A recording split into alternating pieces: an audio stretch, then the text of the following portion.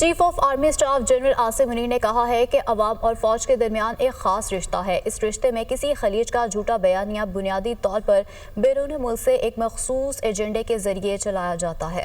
ہماری پالیسی صرف اور صرف پاکستان ہے۔ اسلام آباد سے رپورٹ دیکھیے۔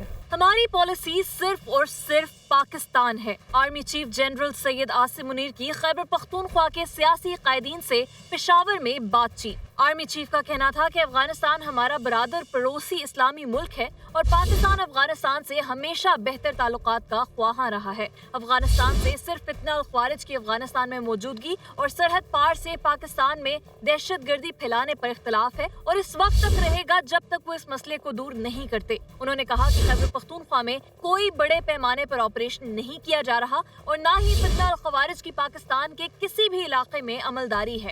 صرف انٹیلیجنس کی بنیاد پر ٹارگیٹڈ کارروائی کی جاتی ہے۔ سیاسی قائدین سے گفتگو کے دوران آرمی چیف نے کہا کہ کیا فساد فی الارض اللہ کے نزدیک ایک بہت بڑا گناہ نہیں ہے؟ ریاست ہے تو سیاست ہے، خدا نخواستہ ریاست نہیں تو کچھ بھی نہیں۔ ہم سب کو بلا تفریق دہشت گردی کے خلاف یکجا ہو کر کھڑا ہونا ہوگا۔ ان کا کہنا تھا کہ جب ہم متحد ہو کر چلیں گے تو صورتحال جلد بہتر ہو جائے گی۔ انسان خطا کا پتلا ہے، ہم سب غلطیاں کرتے ہیں، لیکن ان غلطیوں کو نہ ماننا اور ان سے سبق نہ سیکھنا اس سے بھی بڑی غلطی ہے۔ آرمی چیف نے کہا کہ عوام اور فوج کے درمیان ایک خاص رشتہ ہے۔ اس رشتے میں کسی خلیج کا جھوٹا بیانیہ بنیادی طور پر بیرون ملک سے ایک مخصوص ایجنڈے کے ذریعے چلایا جاتا ہے۔ انہوں نے کہا کہ نیشنل ایکشن پلان پر سب جماعتوں کا اتفاق حوصلہ مند ہے، مگر اس پر تیزی سے کام کرنا ہوگا۔